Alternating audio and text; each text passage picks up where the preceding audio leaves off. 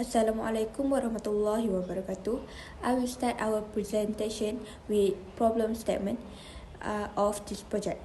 Since Pantai Puteri is one of the popular tourist destinations in Melaka, there are a lot of trash that left behind on purpose by irresponsible tourists. Trash not only has a negative influence on the environment, but it also has a significant negative impact on our economy, particularly the tourism sector. Tourists and visitors would not go to a beach that was littered with public rubbish. By planning beach cleanup, we can improve the appearance of our beach, thereby improving the local economy and tourism. We also want to highlight responsibility and foster a desire to protect the environment in our culture, which is currently less aware of the value of protecting our own environment. We can help reduce pollution to our ocean by focusing on our good. We must also be conscious that we are to blame for the climatic change our planet is experiencing because we do not practice enough ocean sustainability. Our planet become more contaminated. Therefore, raising awareness will help our society become more environmentally conscious. Our objective of this Pantai Puteri beach cleanup is to recruit 20 UTEM students to collect garbage at least 1 kilogram each at Pantai Puteri to reach 20 kilogram in total by 31st December 2022. Next, to protect biodiversity, help endangered species in recovery, and give marine life a better chance to withstand the massive change we are making to the earth. And finally, to unite and strengthen their bonds amongst UTEM students while working together in reduce the amounts of waste at Pantai Puteri by 31st December 2022. Project scope. Volunteers for the beach cleanup are limited to UTEM students, and participants needs to register themselves via Google form that has been distributed. Second, number of participants targeted are 20. It is because the total waste that needs to be collected are 20 kilograms, equivalent to 1 kilogram per person.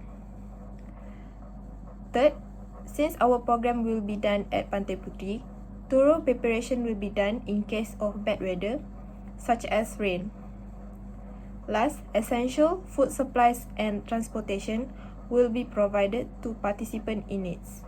I will explain about our organization chart. First, we have project manager Annisa Aishah. She will be responsible for planning, organizing and executing the program while ensuring the project are on time, on budget and within scope. Next, financial manager IZANI, responsible for the financial health of the company, provide plan for the long-term financial goals and creating financial reports. Program manager Muhammad Najmi, responsible for planning as well as design the program and monitor the progress. Next, Jeffrey, which is promotion manager responsible in managing the marketing strategy of the company. Final, the last one, food and beverage manager Annisa. She will responsible for planning and organize food supplies for the whole program. For budget used to succeed this project, it's divided into two categories, which is direct and indirect costs. All things that state on the slide is direct cost, excluding fuel. The total cost for both is RM219 and 55 cents. The cost is under budget as we try our best to reduce the cost without affecting our project. For WBS, first we start with planning. That gives us two stages, which is meeting and case study. For meetings, we start with developing companies, and then we proceed with project planning and cost planning, which is include the estimation duration of the project and the tentative planning, and we proceed with the project proposal submission. And then for the case study, we do some research about the venue that we picked, and then we do a quick survey around the area. Next, for equipment, we start to buy things that needs to use during the activity, such as plastic bags, gloves, bread and drinks, lunch and drinks. For plastic bag and gloves, we bought it at Cowboy, and bread and drinks for breakfast also bought at Cowboy. But for lunch, we ordered from a caterer. And for the next part is marketing. We do 3 types of marketing, which is physical advertising, social media posting, and poster. The social media posting includes the Google form, which was distributed around WhatsApp and Telegram. And last, the project day. The project day, we do some gathering and briefing, and then we proceed with breakfast time, and then we start the activity by collecting 1 kilogram of waste per person, and then it is lunchtime and we end the activity. Today I will explain about timeline and Gantt chart. A Gantt chart is a very useful to planning, controlling, and keep track of particular activities and resource within a project for us to succeed the project. As you can see at the Gantt chart, the project timeline is shown by horizontal bars of various length, which can also include task durations, start, end date, and task sequences. Okay, next, we move to network analysis, which is arrow on nodes. Based on the figure above, this program runs for 46 days in total duration. So the critical path for this program is A, B, E, F, H, J, K, and M, which this activity can't be delayed because if there is any delay during this path, it will extend the total duration for this program. Different with activities C, E, G, and I, if any delay during these activities, it will not delay the total duration, but there is time allowed for the delay, which we call it a slack. Slack is amount of time an activity may be delayed without causing the entire project be delayed. For example, buying plastic bag, which is activity C, the slack time is 6 days, which these activities can delay only for 6 days without causing the completion times for the project. For earned value management (EVM), as you can see, there is a graph. This graph is about activity against duration with cost and progress percentage. EVM can create estimations for the future based on intended and actual values, giving project managers the tools that they need to make the necessary changes. As you can see, there is an equation at the right of the slide. It is for calculating the variance and index value for a project. Before you calculating the variance and index value, you must calculate the earned value, planned value, and actual value. For our project, SV and SPI number shows that the project is on schedule, but CV and CPI value shows that it is over budget.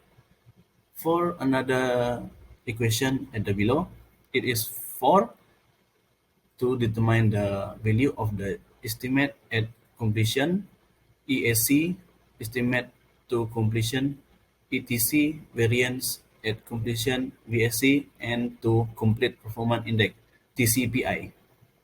For discussion, first you can see we do a breakfast distribution after we have gathered, and then we proceed with short briefing.